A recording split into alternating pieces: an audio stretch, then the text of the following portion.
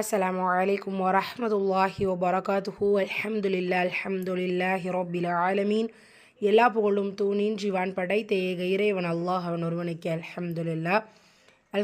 நம்ம சூரா முல்குடைய தஜ்வீத் விளக்கம் பார்த்துட்ருக்கோம்.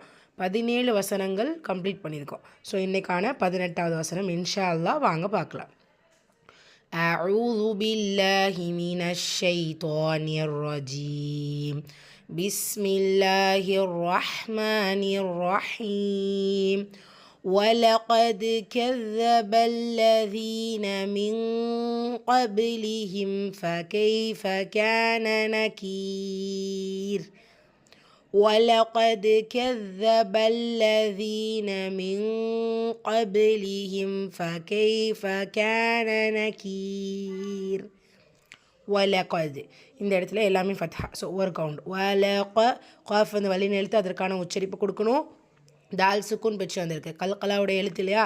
ஸோ வசனத்தோட இடையில் வரும்போது கல்கலத்து சூறா சிறிதாக அசைச்சு ஓதுனால் போதுமானது. கெதப தாலில் ஷத்தா இருக்குது, அழுத்தம் கொடுத்து ஓதணும். லாமில் ஷத்தா இருக்குது, இங்கேயும் அழுத்தம் கொடுக்கணும். ப்ளஸ் இங்கேருந்து இங்கே நம்ம சேர்த்துடணும். கெதபல்லதீன இங்கே யா மத்தா 2 ஹரக்கத் அளவு நீட்டம் கொடுத்து ஓதணும். மின் கபிலிஹிம் நூன் சுக்குனுக்கு அப்புறமா லெட்டர் காஃப் இருக்குது.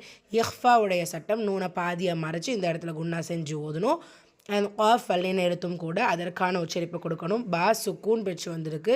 கல்கலத்து சுக்ரா அதாவது இடையில் வந்திருக்கிறதுனால ஸோ சிறிதாக அசைச்சு ஓதணும். கபு லீஹிம் மீம் சுக்கூனுக்கு அப்புறமா ஃபா வந்திருக்கு. இது ஹார் ஷஃபவி உள்ளதை உள்ள மாதிரி ஓதணும், குன்னா செய்யக்கூடாது. ஃப கெய்ஃப கேன இந்த இடத்துல அலிஃப் மத்தா மதுல் அஸ்லி 2 ஹரக்கத் அளவு நீட்டம் கொடுத்து ஓதணும். கேன நக்கீர் வசனத்துடைய முடிவில் ரா கெஸ்ரா பெற்று வந்திருக்கு. நம்ம ரா சுக்கூன் ஆக்கிடுவோம். ஸோ அதற்கு முந்தைய இடத்தை கவனிக்கும் போது அங்கே என்ன இருக்குது? யா மத்தா இருந்துச்சுன்னா அந்த ரா சுக்கூனை மெல்லினப்படுத்தி ஓதணும் ரைட்டா. தென் இதில் மதுல் 6 இடம் பெற்றிருக்கு. 2 or 4 or 6 கவுண்ட்ஸ். ஃபஸ்ட்டு ஆயாலேருந்து நீங்கள் 17th ஆயா வரைக்கும் மெமரைஸ் பண்ணியிருப்பீங்க. ஸோ அப்போ என்ன கவுண்ட் கொடுத்தீங்களோ 2, 4, 6ல் அதுதான் நீங்கள் இதில் கொடுத்து ஓதணும். ரைட், ரிப்பீட் பண்ணிடலாமா? பிஸ்மில்லாஹிர் ரஹ்மானிர் ரஹீம்.